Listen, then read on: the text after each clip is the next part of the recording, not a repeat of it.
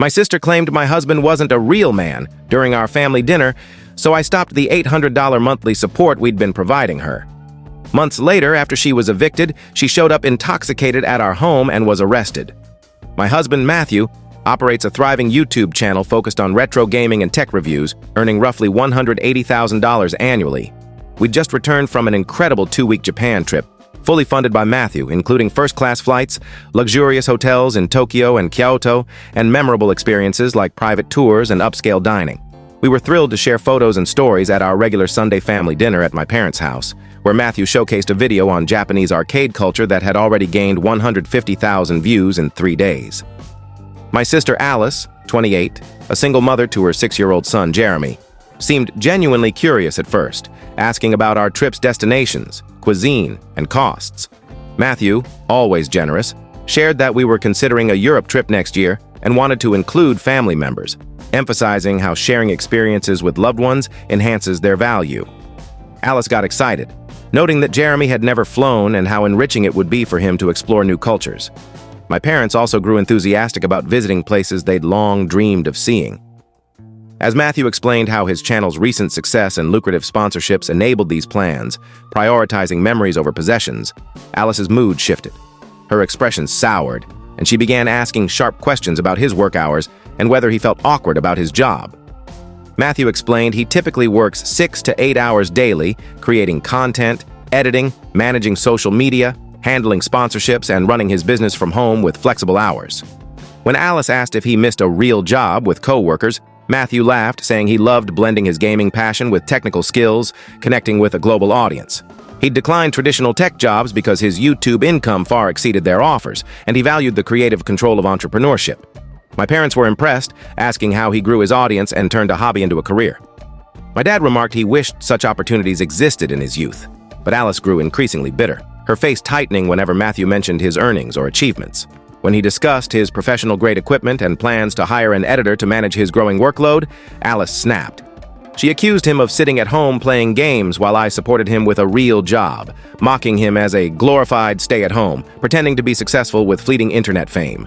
The table fell silent, and Matthew flushed, but before he could respond, Alice continued, saying, "Real men work in offices, contribute to society, and don't make childish videos for loners in basements." I stood up, furious, and told Alice she was being rude and that Matthew worked harder than most, with a legitimate, successful business. I pointed out he'd just offered to fund a costly family vacation, yet she insulted him instead of showing gratitude. Alice doubled down, claiming she was just honest and that Matthew lived in a fantasy, not the real world.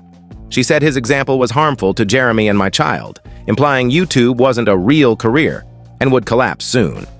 My parents intervened, calling her behavior inappropriate. My mom was ashamed of Alice's attack on someone so generous, and my dad praised Matthew's success, demanding an apology. Alice persisted, calling Matthew weak and not a real man for working behind a screen, saying I deserved someone with a traditional job. Matthew quietly said he was sorry Alice felt that way, but was proud of his achievements, never asking the family for help, only offering to share his success. He excused himself to step outside. I told Alice her behavior was appalling and unacceptable, reminding her we'd given her $800 monthly for 2 years to cover rent and Jeremy's needs, plus extras like car repairs and medical bills. Since she disrespected Matthew's earnings, I said we'd stop the payments. If his money wasn't real enough for her respect, it wasn't for her expenses either.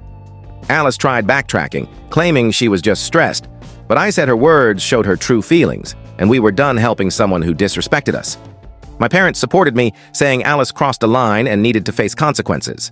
My mom said she lacked character, and my dad noted Matthew's kindness didn't deserve such treatment. Alice cried, claiming she didn't mean it, but I said her apology wasn't enough without acknowledging her disrespect.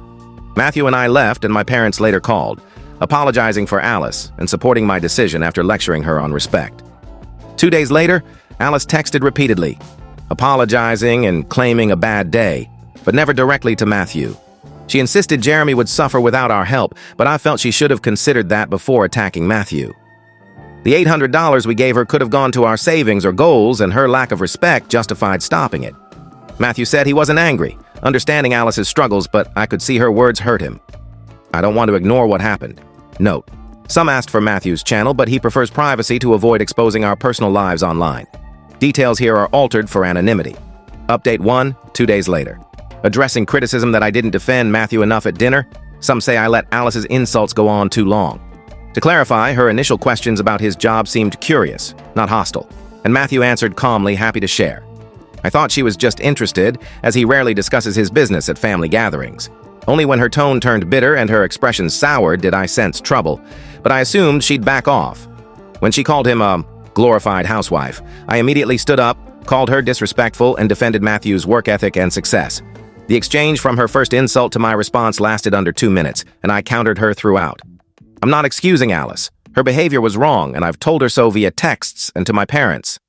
Cutting the money was a direct consequence of her hypocrisy, taking Matthew's fake money while mocking it. I haven't cut contact entirely because of Jeremy, who's innocent and relies on Alice, his only parent. But I've demanded a sincere apology to Matthew, acknowledging her hurtful words, before any normal relationship resumes. The money is non-negotiable. Matthew's been supportive, though quieter, likely stung by Alice's comments. My parents agree her behavior was unacceptable and aren't buying her bad day excuse. Update 2, 6 months later. Alice was evicted last week and appeared at our door at 11:30 p.m. with Jeremy pleading to stay, saying they were homeless. She cried, claiming she'd tried everything, and Jeremy, half asleep, was confused. After I stopped the $800 payments, Alice fell behind on rent despite my parents' small emergency funds. She worked at a restaurant but couldn't secure enough hours, and when she asked my parents for more help, they insisted she apologize to Matthew first.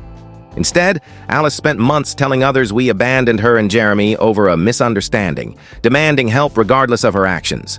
My parents offered minor aid for Jeremy's essentials, but refused major bills without accountability.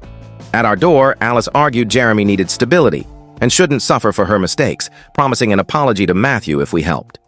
I sympathized, especially for Jeremy, but said she'd had 6 months to make amends and instead played victim. Showing up late with Jeremy to guilt us was manipulative. She got angry, saying family should help unconditionally, and I was holding a grudge over a bad day. I reminded her of her insults, calling Matthew a housewife and not a real man after taking his money for years. I suggested she contact Jeremy's absent father, who's never paid child support, but she dismissed him as unreliable. I said he couldn't be less reliable than her current situation. Alice accused me of cruelty, but I said she'd chosen pride over responsibility. I gave her shelter contacts and said my parents might help if she apologized sincerely, but we wouldn't be manipulated. She left, furious, texting that I'd regret this if Jeremy suffered. She's told my parents I abandoned a homeless child, but they see through her tactics, agreeing she caused this. Final update, 2 months later. Yesterday, Alice, drunk, showed up at our house at 2 p.m. while I was at work, and Matthew was home with our 8-year-old son. The situation escalated, leading to her arrest for trespassing and disturbing the peace. Matthew said Alice banged on our door, yelling for me. When he said I was at work, she screamed, calling him a pathetic leech who turned me against her.